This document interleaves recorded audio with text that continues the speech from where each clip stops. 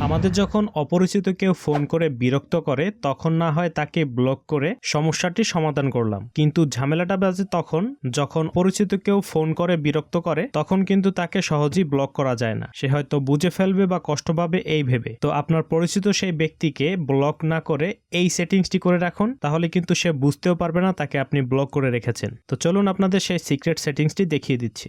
তো আপনি আপনার ফোন থেকে কল অপশনে চলে যাবেন।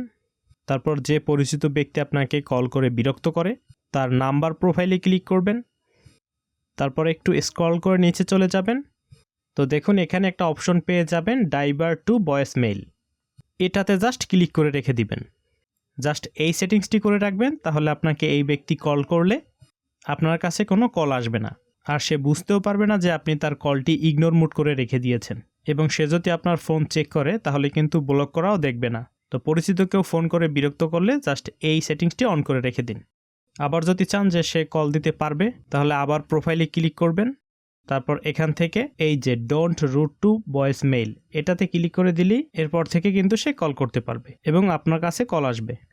তো এই হচ্ছে ট্রিক্স। এরকম ভিডিও পেতে আমাদের চ্যানেলটি অবশ্যই সাবস্ক্রাইব করে দিবেন। কোনো প্রশ্ন থাকলে কমেন্ট বক্সে জানাবেন এবং শেয়ার করবেন। আর ভিডিওটিতে অবশ্যই একটি লাইক করে দিবেন। তো ফিরছি নতুন কোনো ভিডিওতে। Till then take care.